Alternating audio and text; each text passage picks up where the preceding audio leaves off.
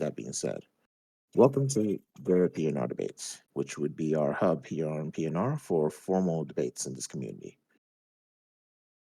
We'll be providing a fair, transparent system for challenges, planning, and hosting structured debates. Everything will be prologue publicly, and all debates will follow a format that is agreed by both participants. Tonight's is the resolution of the debate topic: the Christian God is necessary for intelligible experience. Our debaters are Pmars, who has yet to make an appearance, who is going to be arguing for the affirmative, and Godfathertime, who is arguing in the negation. We'll have three judges who will privately submit their decisions in the end, and you, the audience, will be also get to vote in the live poll. The format is going to be as follows: an opening statement, which is 5 minutes for each participant; cross-examination, 16 minutes each; the closing statement, which is 5 minutes each; and finally, the audience Q&A, which will be 18 minutes in total. The total debate time is set to be about 80 minutes, give or take. And that's the event. Now we're just, there we go. Hello. Hello, Pmars. Sorry, I didn't see your hand raised initially. I was reading off the. Oh, I didn't raise my hand. I was just listening to you. But I got here. I was on time. Well, welcome. Did you hear you heard what I said in terms of the opening? Yeah. All right. So for the formats, just to clarify something that I was wondering about, you both have the format of the 5 minutes opening each, the cross-examination 60 minutes each, the closing statements 5 minutes each, and the audience Q&A 18 minutes total. Yeah, maybe should we break up the cross-exam and do like I go 8, Godfather goes 8, then I go 8, and Godfather goes 8. I'm fine with whatever. No, I'm easy. I think that might be a little bit better, flow a little bit better. All right.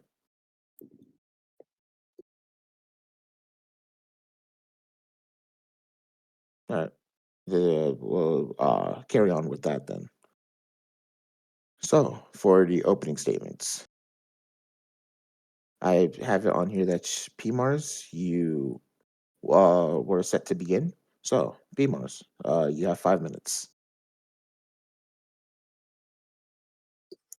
Okay.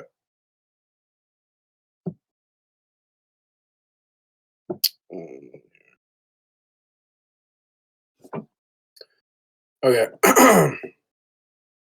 So paleontology is the study of the deep past. But here's the irony. To dig up fossils and make sense of them, you already assume that the same laws of logic and chemistry that work in the lab today also worked millions of years ago. You assume the uniformity of nature, that your senses are reliable, and that math describes reality.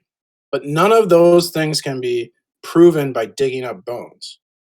The question tonight isn't whether fossils exist, it's whether your worldview can even make fossils mean anything at all. I affirm the resolution: the Christian God is necessary for intelligible experience. Without him, science, including paleontology, collapses into absurdity.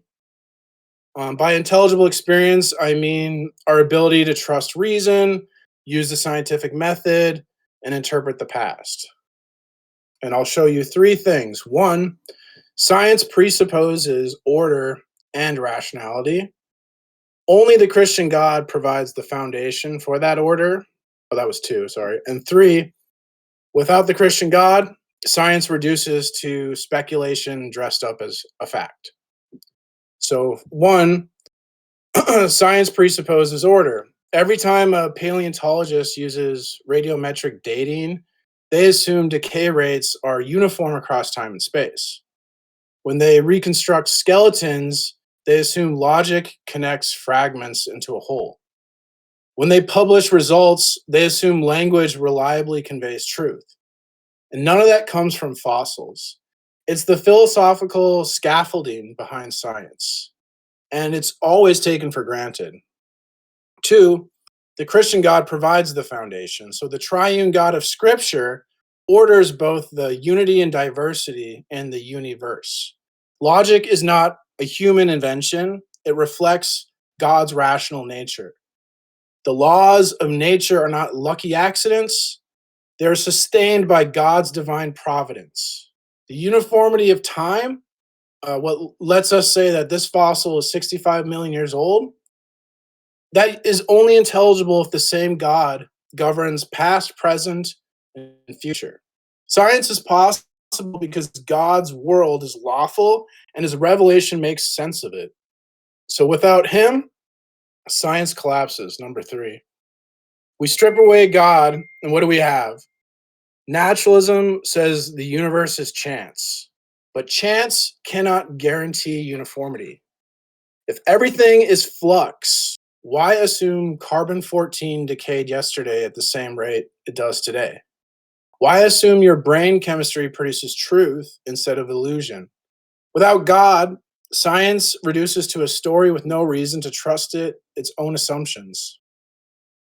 So I return to the resolution. The Christian God is necessary for intelligible experience. Without him, fossils are just rocks in the ground.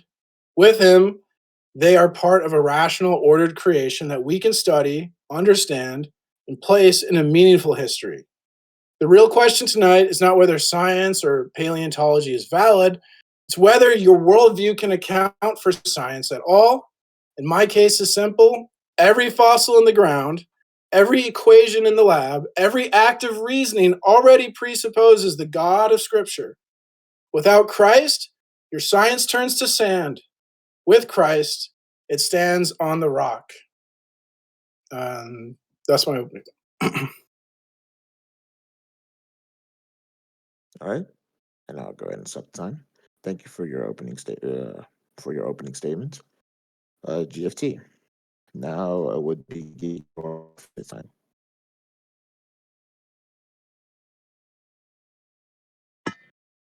Good afternoon, ladies and gentlemen. We are today's entertainment.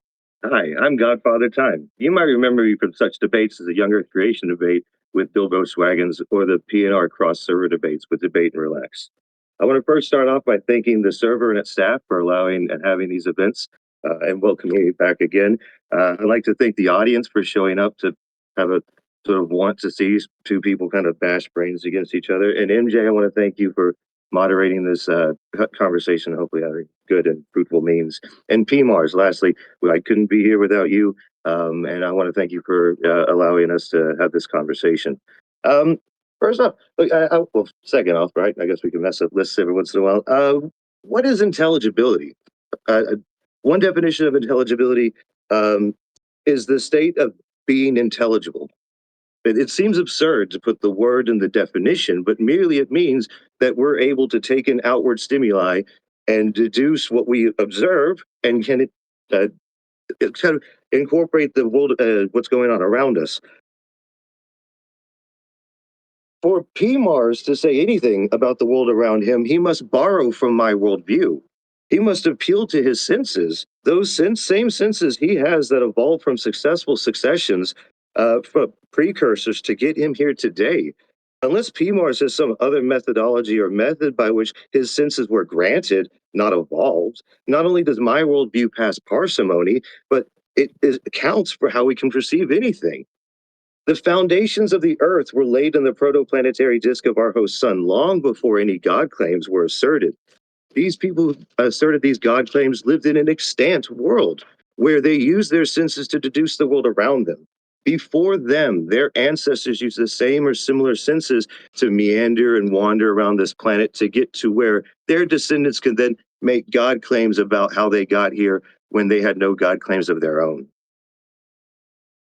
To say any particular God claim is necessary for existence, or at the very least, our being here is ignorant of planetary formation, evolution, geology, archaeology, and so on. To claim that humans owe their ability to perceive anything belies a complete misunderstanding of anatomy and physiology. Kant would have argued that existence isn't a predicate of property that adds to a concept of being, that simply defining God as necessarily existing does nothing to the overall object and merely repeats itself in definition.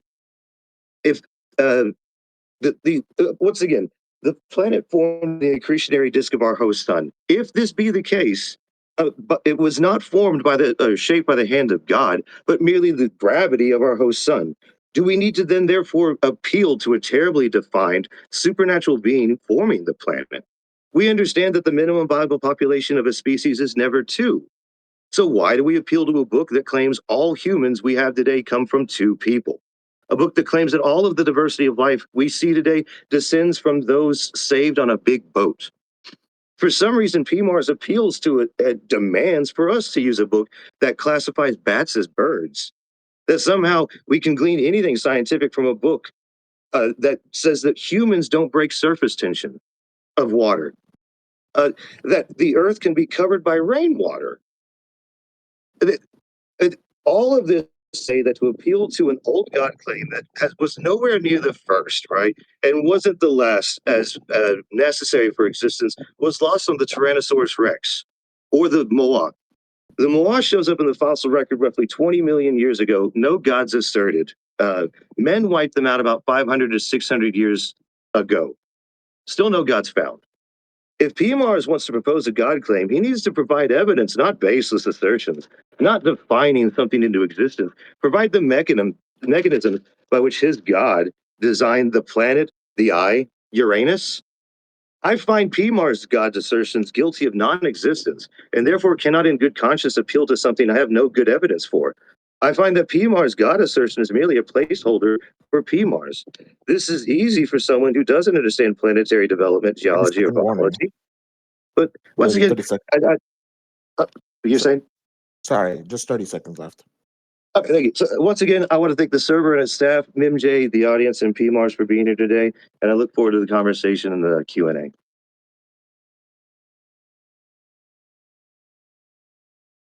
All right. And that would be time. Well, not time, but that would be all. Thank you for your opening statements. We'll now move on into the cross-examine. Pmars, you have 60 minutes to examine Godfathertime. You may ask questions and follow-ups as you see fit. Do you want to break it up into 8-minute parts? I just thought that might flow better. Do you not? Do you want to just do full 16? MJ, is that It's cool? your time, or MJ, whoever. I'm fine either way. So, are you saying that you want to do We'll 8 do minutes 8 minutes. Yeah, 8 minutes. Then he gets 8 minutes, and I get another 8 minutes. You see what I'm saying? We're just splitting it, so it's just not me for. I just thought that might flow be a little bit better. Is that cool? Can we do that? Or is Yes, that? you're the other participant. Is that cool? Yeah, he says he's cool with that. All Can right, we do we'll that? do it like Yeah, that then. yeah, I'm fine with it. Yeah, I don't mind. Just to switch it up a little bit, so it's not just one person for like 16 minutes. Uh, Okay, so Pmars, you have 8 minutes. okay, let's go. All right. All right, thanks. Okay, so when you date a fossil, do you assume the laws of physics and chemistry operated in the past the same way they do now? That's an excellent question. So it really depends on what we're trying to accomplish. We have absolute dating and a relative dating. So you can, if you have a trilobite that's in this rock layer, and then you find a trilobite in this rock layer, and they're the same species, they likely existed at the same time, and you can relatively date the rock layer. If you're looking for an absolute dating, then you use radiometric decay datings, which have a certain rate that we have that are able to, you know, mathematically quotient or But equate out. you're assuming that these laws of physics are like the same over time. That they're not changing, though, right? When you're doing these, I or mean, no? I mean, as far as we've understood, yeah, the radiometric decay of like uranium to lead as a certain rate, but there's different isotopes of uranium that decay at different rates. So like they're not all the same, and we can identify them and their decay rate. Now there are problems. There could be samples that have contamination, but we do have factors to rectify those things. And you don't just not one sample is gospel. So it's like you take multiple samples from different sites so that we can get a better understanding of the picture. Can you scientifically prove that tomorrow the laws of physics will be the same as they are today? I say I don't think science sets out to prove stuff like that. I could without a fault say that I have no reason to believe that it not be the case. But that's to say, if a black hole that through galactic collision is jettisoned from its solar system and is rocketing across, you know, the solar system and then rips our sun out of orbit, and then we're just left in the darkness. We're all dead. I can't tell you it's not. So, We're gonna live. since science can't really prove tomorrow the laws of physics are going to be the same, would it be fair to say that um, let's see here, how should I put this? That we have no reason to trust that things will be the same rather than chaos. We kind of just, if we're going to be intellectually honest, we can't really say that tomorrow's going to be the same. It could be totally different. It could be just chaos for all we know. But of course, we haven't experienced that yet. But to be intellectually honest, would you say that's fair? I would okay. So if you're, are you saying chaos, not limited to say of natural disasters everywhere? You're saying that just It's like like gravity a lot like just goes up gravity and could down. stop working tomorrow. Like you kind of admitted that in the previous question that like we can't really prove that gravity will be the same tomorrow. It's kind of something we just take for granted. I mean, I mean, it's would you just say that? we have no reason to believe the otherwise. The tray, like you would have to reduce the size of, if, even if you were to reduce the size of the Earth with all its mass, it become denser, and the gravity become bigger, and eventually the Earth would become a black hole if you condense it down enough. Like, well, we have no reason to suspect why gravity would not be different tomorrow than it is, but we understand that like gravitational forces can change over time, or like where there's no matter, there's no gravity. But would you agree that we do have to assume that the future resembles the past? We can't technically prove that. It's kind of an assumption that we all have to make. I mean, like I said, it kind of just depends on what you're trying to prove or context. If you're trying to say 100% know for a fact with certainty that the sun will rise tomorrow, I mean, I have no reason to suspect it won't, but I don't. Only a Sith deals in absolutes. Would you concede though that's kind of like a circular justification? It's we're kind of saying, well, it is because in the past it was, so we just assume it. I mean, that's kind of unfortunately all we have, right? Like the Earth has orbited the sun for billions of years. The Earth has been spinning for probably shorter than that. Um, like we have no reason to suspect that it would, stop all of a sudden. It could slow down. Inertia is a property of matter, and if something was to happen, and Earth just stops spinning, but the gravity of the sun keeps us orbiting at least. Okay, so would you kind of concede that what we can't? There's no real guarantee. Like I guess you said the Sith only. It kind of seems like you're on board with this. You would concede there's no real guarantee that tomorrow laws of physics are going to behave I the don't, same. but I don't need that. I don't think that's necessary for existence. I don't think that my. I don't think that if tomorrow is never comes, it doesn't matter what we understand as the laws of physics today, or in the past. So as we have, because like as far as we're aware, like the laws of like uniformitarianism or totalitarianism is a thing that happens today, happened in the past. Past when non-avian dinosaurs were walking around, they had hurricanes and tsunamis. We have no reason to suspect that like gravity was any different back then than it is today. There was a part when our Earth was smaller and it wasn't made of a lot of stuff and it didn't have a lot of gravity. But as it accreted more matter in the protoplanetary disk of our host sun, then it had a bigger gravitational pull. So I know you like fossils. Do fossils interpret themselves, or do It's my rocks. scientists? Oh, how long? I said, "It's what gets my rocks off." Do fossils interpret themselves, or do scientists interpret them? Future fossils interpret fossils. So living organisms, looking back upon older living organisms, like here's an ammonite I found. Um, Like I know the date at which the rock layer this animal died in. It is a span of time. We had a vast Western Interior Seaway here that was here for like 20 million years. So I can't tell you he died on September the 7th, at Tuesday at 2 p.m. But I know within a margin of error that He lived somewhere in that period of time. And unless someone's going to hold a gun to my head, I don't think it even matters if I know if he died on To be fair, Tuesday or like Thursday. it'd be fair to say like this, the fossil doesn't speak to you. You kind of have to like interpret the fossil through a worldview. That's not that's well. So we have plenty of amazing fossils like the well known Protoceratops and Velociraptor mongoliensis locked in mortal combat. They were fighting, and a sand dune collapsed on top of them, suffocating them both and locking them in near pristine condition for millions of years. So, like, I look at that and I can tell you the story. Now, do I know that the Velociraptor had a job and a wife and two kids that he had to bring food home to, or the Protoceratops was just trying to make ends meet? He was too old for this shit. He was trying to retire. I don't know. I don't think it really matters. We just know that those two organisms existed in their world, you know. And I think It, that's all that paleontology sets out to do is just to describe what the world used to be. is it true that two scientists can look at the same fossil and give a different age or a reconstruction? Well, okay. Reconstruction of events. There can be because of course you have those snap judgments. We have interpretations that we do in the field, but then there's peer review. There was a great site, the Tanis site in South Dakota, where they said that the guy who discovered it alleged that this was a site that happened 30 minutes after the asteroid impact. Said they found fish that had been wrapped around tree branches with broken bones and searing beads of matter that were in their gills that they inhaled in their last breaths. And it was All like, right, oh, this is crazy. And then other paleontologists looked at it later in the lab and but was like, I excuse don't me. think so, Bob. But to step Yeah. back in, that would be time in terms of the first Okay, 8 minutes. Now we that's will cool. transition to the. Thank you for your cross examination, Pmars. We'll transition into GFT's section of the cross examination. You have 8 minutes. Okay.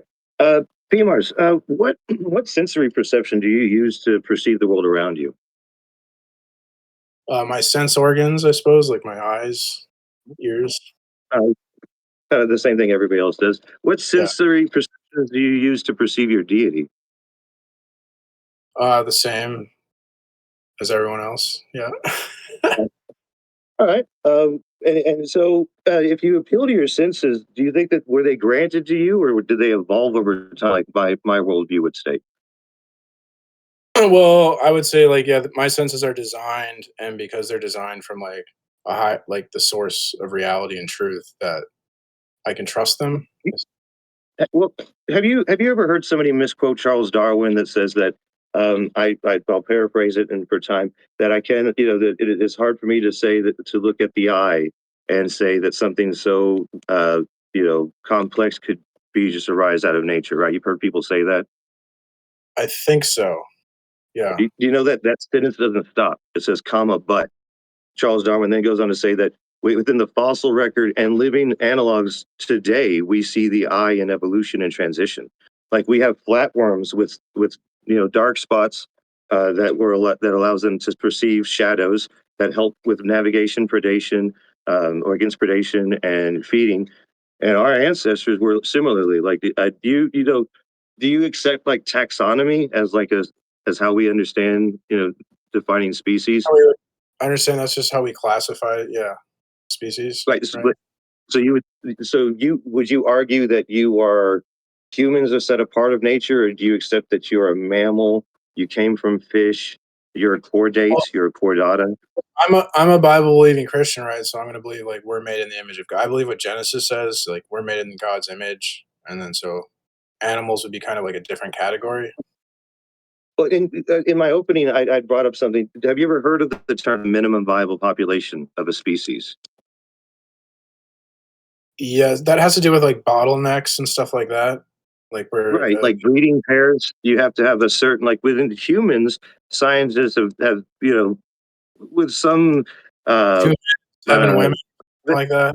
well, they kind of say that humans have to be at least 50 breeding pairs for Okay. a duration, and then the population has to increase uh, to over 100 within a shorter duration. Otherwise, cancers, arthritis, negative degenerative diseases can pass more freely because you get double copies with incest, because you get two copies of these deleterious, whatever that word is, genes. So having just two people in the garden You understand that the human race could not have came from two people, right? Right. So in my view, like our genetics would be different. Like we would have a stronger genetic code, and that our genetics have like deteriorated over time. So that's why I You reject this so idea of well, uniformitarianism. if that be the case, like I accept in my worldview, we evolved out of reptiles. Like we are still reptiles. You're never not what you once were. And we have plenty of examples of like Komodo dragons, saltwater crocodiles, Nile crocodiles losing limbs and not necessarily regrowing limbs, but growing over them and not dying from these catastrophic conditions. There was even a caiman that had its tail ripped off and it regrew like a flipper like tail. So like those would probably be really good traits for humans to have. Like, have you aware of any human that's regrown an appendage? No. No, that's I mean, it might be helpful. Like geckos lose their tails and they can regrow them. Um, uh, okay, let's see. What is so we're made of matter, right? You accept you're made of atoms, right? Yeah. Yeah. Okay. What is the what is your God claim made of? Is it made of matter? Um, that's a good question. We would say God is immaterial, but he's like actual. So he's not like an abstraction. Um, So if something's not made of matter, does it matter? I guess we would say he's like spirit. I think so because I think there has to be some like fixed reference point in reality for anything to have meaning. Because if meaning is based on something that can change, then nothing really would mean anything ultimately. Well, I mean, you do understand that the arisen that at least like let's just sidestep like Big Bang cosmology because I don't have a degree in Big Bang cosmology, right? And you don't. Right. Like both of us will just be kind of talking out of our ass if we said anything definitive or declarative. But if we accept that we're made of atoms, atoms are energy, right? They're different phases of energy. So in essence, all that would be needed is energy because like if I have this lighter, right, it is all of its parts. Where's the what's the God part of it? Is it is because I have the atoms. I've accounted for Um, all the atoms. So is the God the empty space between the atoms because it's not made of matter? So it's the negative space. well, it has a limit to its properties. Like there the lighter isn't changing into like an apple randomly. So there's something like Yeah, limiting its attributes, and that would yeah. be God. Well, no, that we would say that's the atoms, right?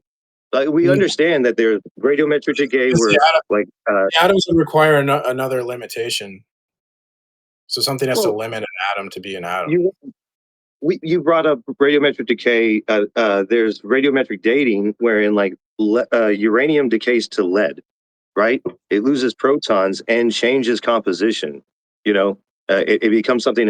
It comes from a highly radioactive, material to an inert, non-radioactive material to where you can put radioactive materials within itself, and no radioactivity escapes. Right? Mhm. Okay, I And trust you. also, like I'm not an expert on this. well, and then atoms can lose electrons freely. They don't necessarily have to have all the electrons that they formed with. They can lose some, and like they don't have a conscience anyway, so they don't conceive anything. But they're just as fine with one or more electrons. When we start losing protons, that's when we start getting into different matters. Um, is the Bible your evidence for your God claim? Like the Holy Bible? Or is there a certain version? Um, well, I would say the evidence is like I could say like facts exist, knowledge exists, or the fact that we're having a conversation. That would be the like you talking is the evidence actually Well, because I mean, don't get me wrong. I do love the sound of my own voice, but you do understand that other organisms that existed before, well, in my worldview, organisms that existed before us communicate. Like if you have a dog or you have a cat today, you'll see them communicating with other dogs and cats, right? Rattlesnakes are the universal communicator. Like they rattle, and you either know, hey, don't mess with me, or that's a dinner bell for people who are insane or birds. Um, so I mean, like that, I mean, so that's all of that, right? We we have past analogs that show that communication is nothing new to life. If it was necessary for life to be fulfilling, it would have always been there. Like evolution would have selected for species that communicate better than others for social species. But there's other organisms that don't live in tight knit groups, so their communication might not be as developed. They might not have as many sounds as we do. But the only reason we have so many words is because we make up so much stuff, right? Like Step we back just sit in. there and talk about nonsense. Excuse me. What's up, And to BJ? step back in, that would be time in terms of All right. the your section of the cross examine. The next session we have is the closing statements by each participant. Oh wait, We'll, we have more I, cross. I think do you want to go another round? Oh, I thought that's what we were don't doing. mind. Yeah. We're doing Okay. I 2 8-minute misunderstood. rounds of cross exam, and then closing, and then questions. So one more All right. cross. My apologies then. I No, misunderstood. we're- Pmars, it would be your turn now. Get your crap together. No.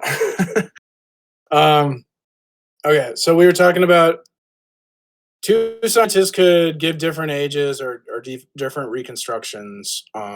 Would you agree that, or did you kind of agree to that is possible? Like, Yeah, no, peer review is always a thing, and that we should always take our first assumptions as gospel. We have different scientists, different methodologies by which we can, um, you know, terse out the. so the Uh, idea I'm getting at is here is like we're not approaching these fossils neutrally, like or interpreting evidence and facts neutrally. That there seems to be these worldview, and science does their best, as you said, to measure out the uh, prejudicial conjecture with peer review and then falsification and things. But doesn't that show that there are some background beliefs that do affect how we interpret data? Would you well, concede to I mean, I would say that yeah, we could all bring biases to the table, but if someone was to make an outlandish statement about a sample and people come out and refute them, that doesn't do well for them, right? Like it doesn't. We have plenty of cases where we've seen people claim a thing and then they've been refuted, and it was science that did it. Science refuted them. It wasn't someone who sat in a room and prayed and then said, "Ah, I've refuted this science." It was like more study, more evidence came to bear, and then we well, but learned from there. like the fossils don't talk. Like I said earlier, they don't go like I'm a million years old. We bring certain assumptions to the dating process. When we, Well, I mean, I don't know if you watched any of the debate with Bill Gross-Wagens, but Henri Becquerel, he was a French physicist, and in 1896 he discovered the natural decay of uranium into lead, and so it was it was a newer dating methodology that didn't use any holy books, it didn't use any of that. He uses the natural occurring uranium decay into lead, and then just like less than 20 years later, a Yale professor made the first radiometric dated uh, geologic column of the Earth. And you know what happened since then? They didn't refute it. All they've done is zeroed in the days because you had better samples and more samples. And instead of with just tens to well, hundreds and thousands of years, like biblical claims, we had the first cases that we were dealing with tens of millions of years in some instances, um, uh, to show the length of time that we've been around or the planet has been around.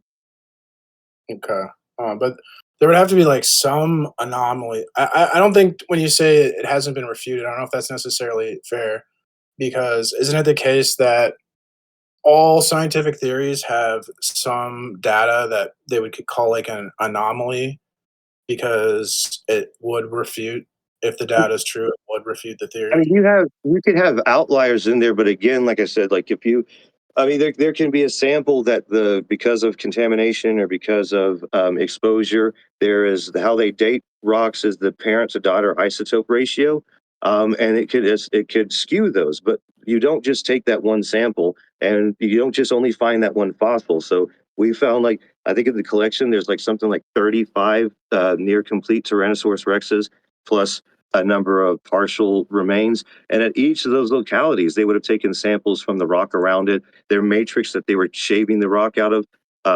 They can get and date, and so these dates have been cross-referenced by other dates, by other rock samples. You know, That's because true, but isn't the case that in all, even though you're cross-referencing, you're across the board, you're assuming that these decay rates are constant. Is that not presupposing uniformity? I mean, like I said, they're just things that we can measure. Like if there are constants in the universe, like the cosmological constant, we could say that's a thing. The constant of decay of certain radiometric isotopes is knowable. It's mathematically, calculable, and we do it with great detail. Like I said, 1896, the discovery of uranium decay. 2025, still using radiometric decay, still using carbon dating. We haven't said, hey, this is all bunk and all that time. It's just like, hey, this works. It really does. But isn't it true that the intelligibility of like paleontology and these like decay rates depends on assumptions like uniformity that only the Christian worldview can justify? Oh, again, I think that Sith only deals in absolutes. I'm pretty sure that there are plenty of God claims that have come up over the years that one or more could be the grounding for intelligibility or necessity. But like, I don't know. You don't know any off the I top guess of I'll your get head? to my question. Yeah. Not none I any come don't to think. mind? Huh? I don't think there Any are come to any, mind? yeah, do you what other God claim can justify the I mean, uniformity? in the Sumerian tradition, it was the Abzu, or the bitter waters, salt water, and the fresh water, the Abzu, the fresh water, the sweet waters, and Tiamat, chaos, the bitter waters and the salt water. And in their congress, they formed everything. So Tiamat and the Abzu would have been the grounding for all existence. And in their congress, everything was formed. It wasn't one deity, it was two deities, because most ancient traditions, they had two gods or goddesses because they saw that two things made life, man and woman. So, like Yahweh had his consort Asherah in some areas. Canaanite tradition had El and Asherah as well because there's some interlocution and overlap between the two. Zeus had Hera, and then all the other people he slept with. Yeah, God's always had like a female deity that helped in there.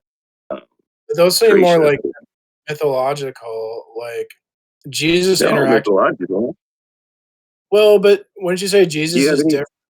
Because, like, Well, no one okay. debates, what year Zeus threw his thunderbolt down from the sky. Where people debate what year Jesus was born as if it's real? Yeah, people debate. They don't know when he was born. Right, but it's debated as if it's real. No one debates, like, Well, what year did Well, no, Zeus throw. the reason it's debated is because the Gospels conflict. The four stories that are supposed to be the inerrant truth of Jesus. One of them has Jesus being born during the reign of Herod the Great, and he died in 4 BCE, and the other one it has him born during the time of the census of Quirinius. Yeah, And then but, like, also there's a third date because he was born 6 months after John the Baptist, according to Luke, because he's his cousin, and that was like, I think John the Baptist was born in 5. So I yeah, but these mean, are, there's like, like, real dates, real people. Like, Jesus interacted with Pontius Pilate, who's real. Like, what governor did Hercules fight under? Because, like, well, myth doesn't. I mean, didn't the Justice League meet Obama when he was president in the Marvel comic and the DC comic books? Does that mean that we just because you met Obama that Batman's real, right? It's just, I feel like it's a different category when myth seems to float above history, but wouldn't you But agree I that think Christianity I, enters history? I'm fine with there being a historical Jesus. Like I'm fine with there being because Jesus, like Yeshua, was a common name in the writings of Josephus. There are at least 6 different people named Yeshua because they were named after Yahweh. They put his name in there. Like anybody, like Judas's name was Yada, gift of God. There was no John. There was Yohanan. Yah is in that. Like Joseph would have been Yusef. I'm Like sorry. so it's just people Good named time. after Yahweh. I'm sorry to cut in, but that would be time in terms of your Okay, that's section. Yeah. all right. Right now we begin the final section. GFT, this is your time. Oh wait, he's got one Yeah. more Yeah. Q&A. Yeah. As far as you're concerned, what does a not God universe look like to you? Oh, it'd be a chance world where reality would ultimately be impersonal, unguided, um, unintentional. Yeah. Right. Like things like the laws of inertia would hold sway more than God flicking a being across the universe. Right. Like where we can have collapsing nebula and rubble from the cosmos being pulled in to form an accretionary disk, and planets form in those things. What, like we observed from the James Webb Telescope and other telescopes. Like, do you think current solar system planetary development, God's shaping those universes as well, those solar systems? Yeah, I think God would he creates and sustains all things through like divine providence.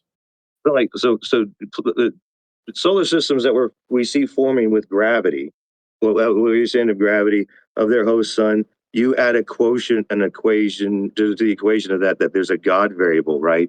You say it's gravity plus God. I don't think I'm It's like, adding any. No, because like what you are, because all I have to do is the solar system formed in the accretionary disk of its host sun, gravity, matter, physics, done. You go something outside of space and time, something that's not made of matter, something that has intent. With intent invokes a mind, which we haven't got. That's another. Do you have a mind that exists outside of a physical form? well, Because God. this is made of matter, right? This is made of atoms, and so it has a brain that's made of matter, and it thinks. We have no example of not of like this fossil. When it was alive, it had a brain. Do you think that you, like you said, does this thing talk to me? No, No, right? right. It doesn't have a brain. It doesn't have a mind. So if you have a thing that's not made of matter, how do you have a mind to have any sort of intent, any sort of intelligibility to make a solar system? And so that's your addition, not mine. My addition has none of that. It doesn't special plead something that's not made of matter Well, to no, but cause physical you're gonna need some like necessary self-existing part of reality. energy. Energy can neither be created nor destroyed in a closed system. The Well, but universe, there's as far as we understand it, the cosmos is a closed system. We don't have well, no that's not evidence that that's there's no. If external the universe information. that's no. If the universe is a closed system, then we'd be in the heat death because of the first law. That's So the not, universe, because we have black holes. it Stephen can't. Hawking argues that universes that have more black holes are more successful because black holes spit energy back out in the universe. Like, there was a paper that came out last year that detailed that black holes were the grand observer, that they collapse all lost wave functions, all energy that would cease to go out into the void are trapped by black holes and spit back Hawking radiation into the cosmos, and there's a theoretical graviton. Um, so, like, I mean, I don't have a degree in archaeology, paleontology. I went to college for geology. Does your lack of understanding in geology or archaeology give you pause to make such declarative statements that these things can't inform us how we understand them today? Well, yeah, because I'm not talking about paleontology or archaeology. I'm talking about like metaphysics. So Well, what you were saying was you cast a doubt on the study of paleontology by our understanding of the radiometric decay of certain elements. And I mean, I mean, you didn't take any classes in this, right? Like, it wasn't no, but something I just expose some of the assumptions they make, like well, no, uniformitarianism. so, but what I'm saying is, like, you're not lecturing a geology class, or you're not working at a lab or No, a museum to curate fossils to tell people how old they are, right? It's just kind of like correct. you're just out here saying, well, maybe we can't know anything. And I mean, No, I'm maybe that's just saying fine that for you, but there's they're people not that feel that neutral do this thing. facts. Science likes to like pretend like these are neutral facts, but there's like a worldview implication. When they say like a Did, fossil's years old, does your God or did your God require intelligibility to exist?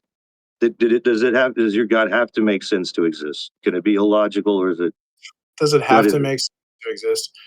I mean, I would think so. I think existence, if something exists and something's true, if something's true, then something has to make sense.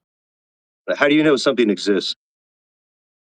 Because there's like two types of realities: dependent and independent reality. And if everything was dependent, it'd be like an infinite stack of boxes, and it would have I nothing to stand on. But notice, I think, so. You said earlier you use your perceptionary sensory organs to perceive the world around you, and then you Yeah. then made a further claim that you use those same senses to perceive your God. I'm saying, what is that? What is that perceptionary skill or sensory thing, and what is it? Because if it's not made of matter, you can't see it. Well, Can you smell it? Can you smell your God? Do you taste it? Well, it's like You can't touch it. electrons. Like you can't see or taste or smell Electrons are electrons. made of matter. Yeah, Electrons are still made of matter, we can see their and we can effects upon test them. reality. So we Yeah. can see my What, God's effects upon reality, like give me one morality. example. Give me one example of your God's effects on reality. I've given you several. Like the lighter you held up, he limits the lighter, so the No, properties of the lighter. we've already established, as far as my worldview is concerned, which you haven't refuted, was that the electrons themselves limit the lighter. Well, the The morality. states of matter, the current state of matter, right? Because in certain planets, like if you were to put this on the sun, it would melt and turn into a gas. The electrons would be freed. But in here, plastic is solid at a certain temperature, and then we know we can increase it to break it free of those bonds. So Sure. Well, I there's mean, other. there's no God in there. There's like It's just ethics. physics and chemistry. So Like we that's feel not it. when the What strong would be crush what would the be weak. another example? When the strong crush the weak, we feel bad. But if you're a cosmic fart, why would you feel bad? Like that's No, God's that's effects. not my question either. I asked you, give me you okay, I know you heard, but you said morality. Like you Yeah, that's one understand of his that there effects are on some reality. You feel bad well, you when you see. understand, hold on, but you do understand that morality arises out of thinking agents. So once again, your God is There's not no, made of matter, so it cannot have a mind, it cannot be a thinking agent, so it cannot derive morality. So the cosmic we have fart doesn't morality because explain why you feel bad. Why would you feel Hey, bad? hey, well, hey! you feel To bad keep it because you're to keep it civil to between both. However, this is GFT's cross examine, so I'll yield to GFT on this. and we can go into Q&A after this. I just you do understand that like as far as my worldview, which once again you haven't refuted, we have successful successions of social species that we evolved out of, and our ancestors did not murder each other. They did not intentionally kill their kids at a certain point. There are mammals that when they're young don't or after the birthing process are weak. They know that they for whatever reason they're sick. They stay around too long, so they know they're not going to survive. They might eat them, right? Or like with shoebill storks, they'll have three chicks, and then the two will starve out the weaker one, and the parents won't do anything. But we didn't evolve from those birds. We evolved more from those mouse-like ancestors that took care of their young all the way to a certain point. And so that's where we got morality from. And morality is a moving target. We're, as far as a society and species, we're always trying to get more Well, what moral in happened to some Ted things. Bundy? To, Where did to, Ted inter- Bundy get his morality? to interrupt, that would be time as well. So from here, we'll be moving on to the closing I statement. evolved to be Ted Bundy, therefore it's good. Pmars, Nice. Pmars, Okay. He was just impolite to women. we will be moving on to the closing statements of both parties. Pmars, you're up for your 5 minutes. Oh, the closing statement? Okay. So I like to write stuff down because like helps me. Okay. The resolution before us is clear. The Christian God is necessary for intelligible experience. I have argued, and I reaffirm now, that without him, science, logic, and even paleontology, my opponent loves, cannot be trusted to give truth. But with God, every fossil, every law of nature, every rational inference becomes meaningful and intelligible. So science presupposes the order and rationality. We've seen that paleontology depends on uniform natural laws like decay rates, chemistry, physics, and they have to hold steady over time. And you can't dig up a fossil and prove that logic works or that the laws of nature won't change tomorrow. Those assumptions come before you ever even touch the dirt. So, two, only the Christian God supplies the foundation. I showed that the triune God uniquely grounds both the unchanging principles of logic and the changing particulars of the natural world. Other worldviews cannot unify these without God's providence. You cannot bridge abstract laws and concrete facts. My opponent may appeal to science, but science itself presupposes the God of order, not chaos. Without God, science collapses. When I press this point, notice what happened. The naturalistic worldview couldn't justify induction. It assumes the future will resemble the past, but offers no reason why. It assumes our brain produced truth rather than chemical illusions. It can't prove this, that our brains are truth tracking. Strip God away, and you're left with fossils that mean nothing more than random arrangements of matter, noise. These three arguments form one chain. Science requires order, God is the source of order, and therefore, without God, science is unintelligible. So, why does this matter? Because if we lose God, we lose more than paleontology. We lose truth itself. If your worldview reduces to chance, you can't even trust the reasoning you're using to argue. But with the Christian God, knowledge, science, and morality are secure.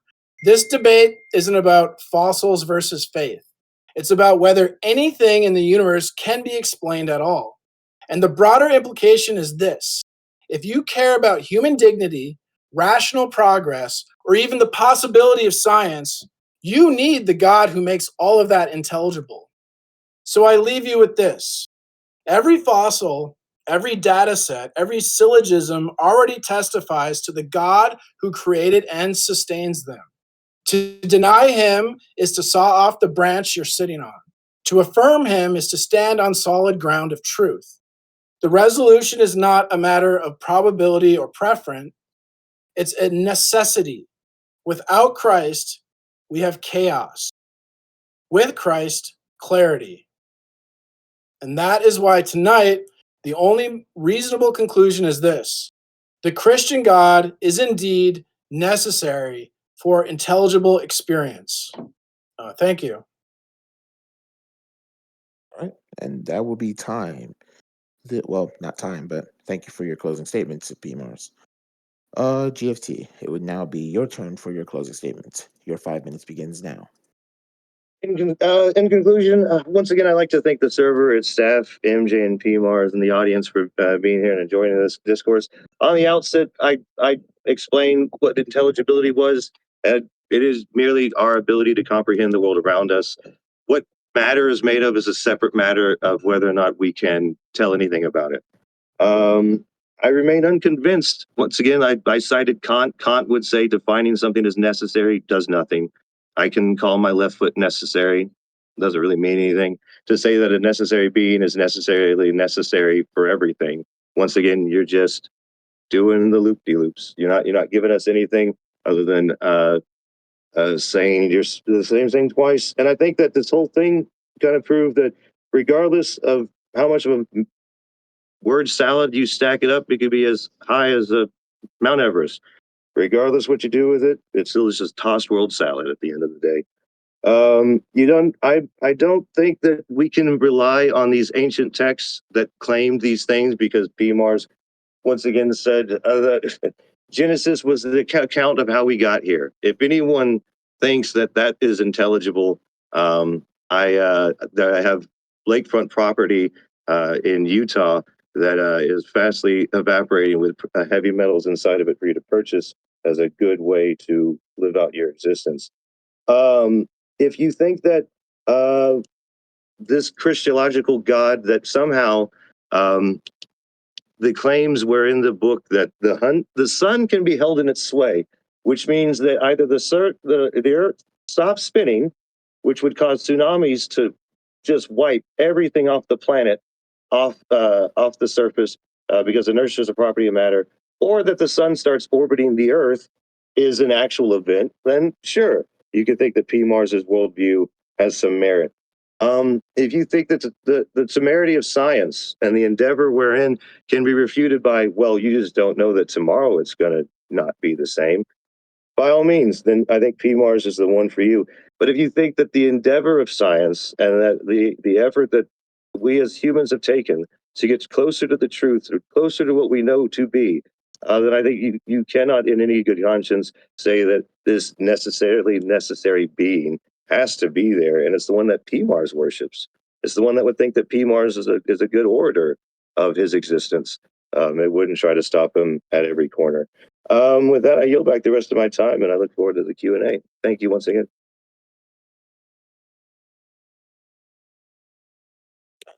Thank you for your closing response. This will now conclude the formal section of the debates. We will now transition to the poll and the Q&A. During this time, judges will set their decisions privately to the admin team to be evaluated later. as well as the poll will now be live in the poll channel. The yeah, the during this time we will also be running the audience Q&A, where a member of the audience will be selected to come up and ask one of the participants a question. We'll try to alternate between one for like GFT, one for Pmars, and so on. Please keep the questions short and on topic, one question per person, so that each debaters will get a fair amount of time to respond. All right. We'll start with mathematician. He was the first hand I seen. So,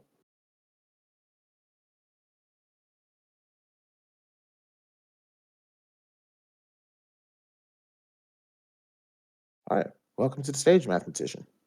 Hello. My question's for Pmars. So you said that the way I think you justified that God, you have to have intelligibility in order to understand God. And you brought up infinite boxes, and I'm just trying to figure out like what you meant when you brought up infinite boxes. I was trying to make a point about like necessary reality. So there's like dependent reality and independent reality. And the idea is that like if all reality was dependent, like an infinite regress, you'd have an infinite stack of boxes with nothing to stand on. So like some part of reality needs to exist like independently, so like the boxes have something to stand on or be grounded. So basically nothing's real unless there's some self-existing necessary reality, and I would say that's God. All right. Yeah, I see he stepped down. So next up will be well, the screen name is B. He's the next person I saw raise their hand. All right, welcome to the stage. Hello. My question's for Godfather. Did you have any sort of strategy going into this debate, particularly for opening statement and cross exam, about how you wanted to go about that? Yeah, I had a script, wrote it down, read it. Okay. Is it like, do you want to emphasize on that a bit more? Like, what was your thought process going to this debate? I mean, the debate was about intelligibility of the universe. I go by that we use our senses to glean information which makes it intelligible. There may be a state of affairs that the matter there was there before our senses appeared, but we still use our senses to glean that information. There's no God needed for the intelligibility for us to be able to have those senses, because I accept evolution, and the matter there was from planetary development and evolution as well. So no gods needed in any corner. Interesting. Okay, thank you.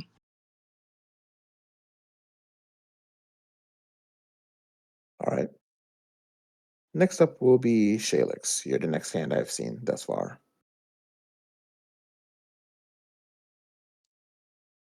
Hi, my question's for Pmars. You said that God makes us perfect and that's how you can trust your senses. But how do you get past that other people also experience delusion? How are you actually determining what's real? Because you never gave justification as to any of that. You just said, God may be perfect, thus I can trust myself. It's very, very, I don't think you justify anything in that way. Well, the idea is like because of like sin that our senses aren't perfect, but we only need our senses to be reliable. And the idea is that if think of it like puzzle pieces, so you have these two worlds you have to connect, like the world in your mind and the external world. And if God God designs them, he can intend them to connect like puzzle pieces. And so that's Right, kind of the but idea. how do you get past delusion? We can have because we only need to get to reliability. It's not perfection; it's reliable. Senses have to be reliable. They don't have to be Well, perfect if someone because has humans are schizophrenia, fallible. okay, humans are fallible, but so then how do you determine that what you're actually experiencing is intelligible? That it's not just like a figment of your imagination. Well, it makes sense. Doesn't it make sense? Like puzzle pieces, they don't randomly fit together, but if they're intended and designed to fit together, they can fit together. And so it's the Right. same thing. It's like when we're trying to connect the concepts in our head to the things in the external world.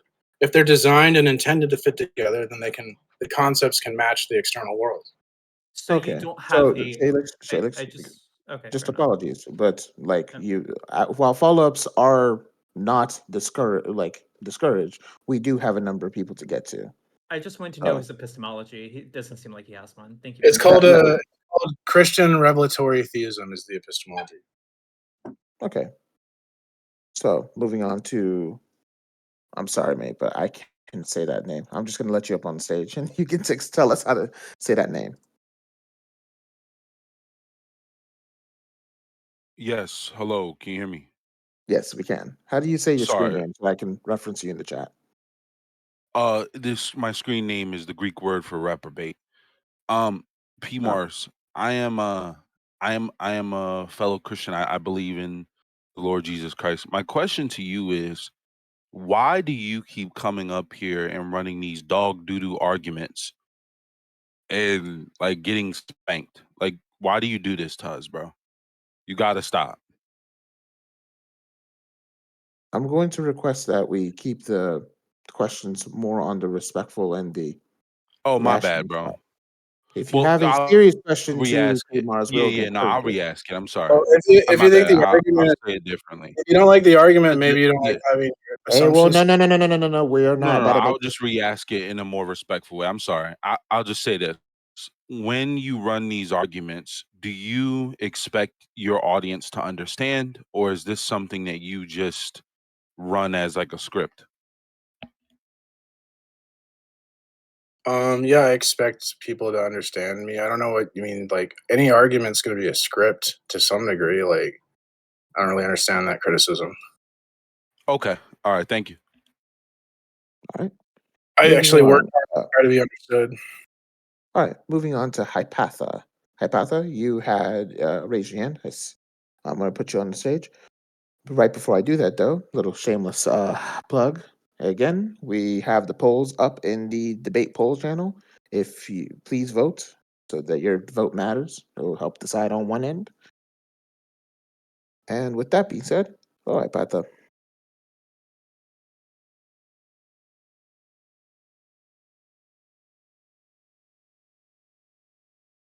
Hey everyone. Hello. I was have a question for Father. It was in relation towards reptiles, and I was wondering, since we're related to them, if I have a reptile's pussy. Again, I'm going to ask for this to be serious and It is rational. Well, serious. so it would be a cloaca. Reptiles and birds have cloacas. They don't necessarily. You really don't know if it's male or female until you put something in there. But yeah, so they do have sexual openings. Mhm. Thank you. I love my coeca. There you go. I see. Moving on. Fear Song, your next hand I've seen thus far. I'll It put you up. takes all kinds. Hello. Thank you for this debate. Uh, GFT, I have a question for you. So, in terms of, let's say, for example, we have an issue with I can't trust my senses, and I'm not sure, for example, what I'm seeing in reality. Is there a way with science that we could, confirm, and then Oh, do you think there's maybe a problematic way in which like we would use the Bible to also confirm? Like, what, can you compare and contrast it for me, please? that's a great question. I mean, if we were like, say, for instance, we were to try to, my senses say that if I was to stare at the sun in eclipse, I could be president of the United States, but it'd be harmful for my eyes. And I could say, well, maybe I'm not seeing the sun. We could put a solar panel up, right, where I was standing aiming at the sun and register photons as energy to show that, yeah, there's, something coming that way, whether we want to call that A or B, uh, photons, new, whatever we want to name it, it would be that thing. As far as using the Bible, I could set that Bible in front of that sun, and then we can test the warmth of the sun on the Bible to show that there's something hitting it. But I don't think that one would give us as much information as like the solar array and the scientific endeavor. Thank you. All right. Next hand up, at least the one I've seen, would be Phoenix. Phoenix, I'll go ahead and elevate you up here.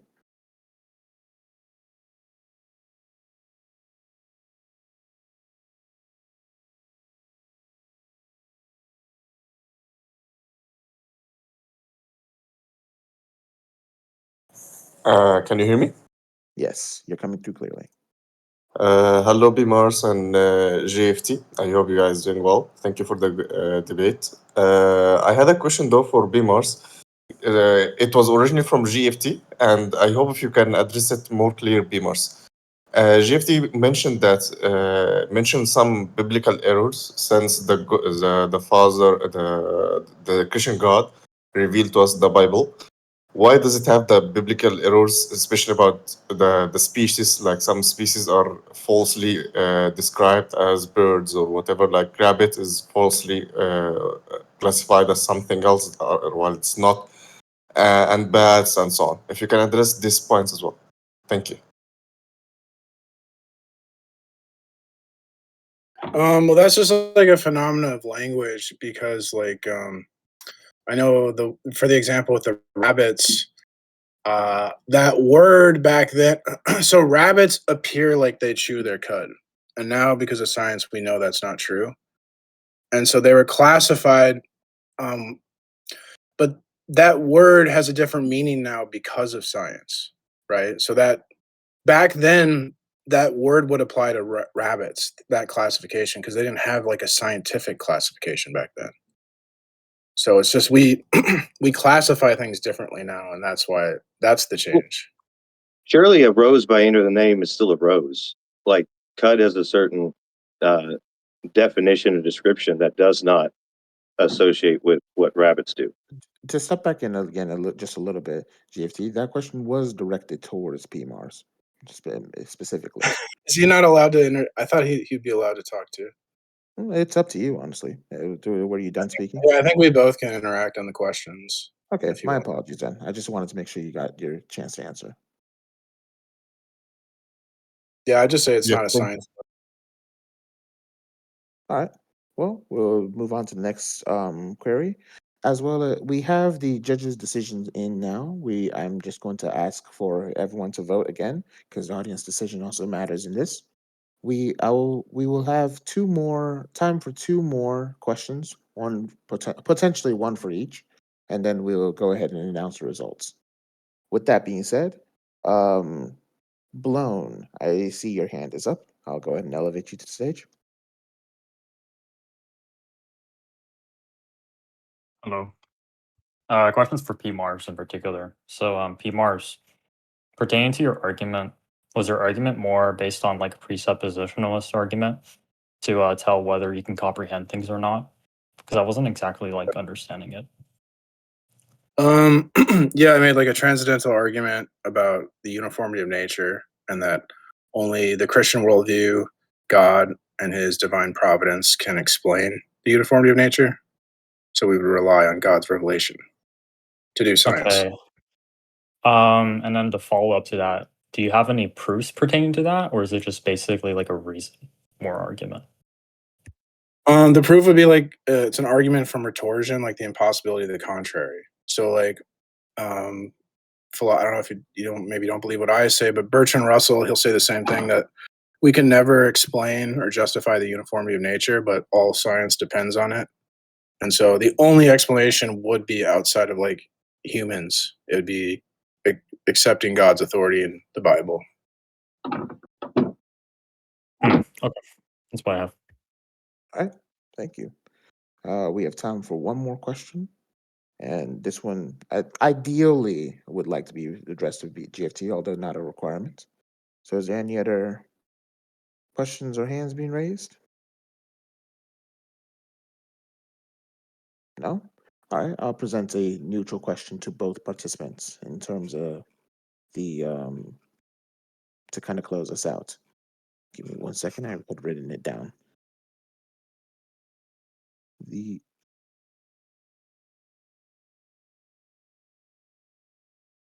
Wow. My notes got screwed up a little bit. My apologies. I just like to thank Godfather. Like he's always been really nice to me. And I think like he has a good character for an atheist. And yeah, always a pleasure, Pmars.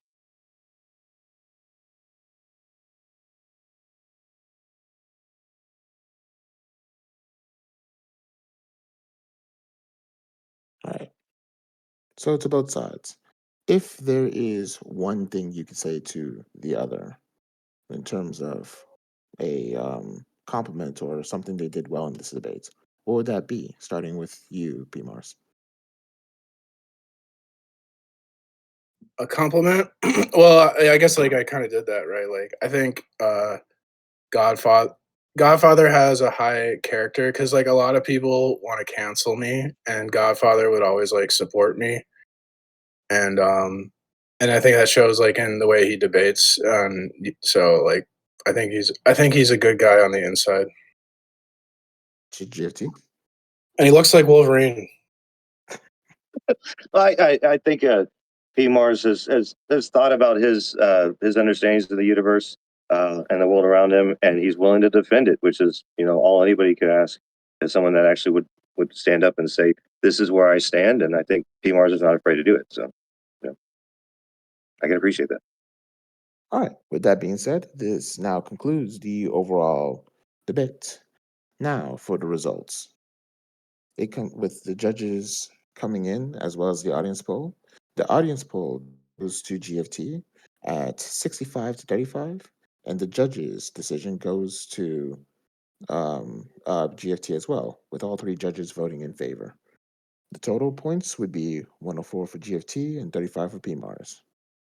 So congratulations to you, GFT, and thank you for participating, PMARS. Yeah, And thank you guys. thank you, Pmars, for showing up, and thank you all.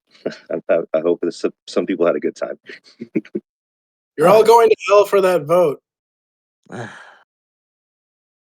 Keep it civil. Now, with that being said, the after party will be in the Faith Breakers room. So please, if you would like to meet up with your favorite participant or interlocutor, please head down there.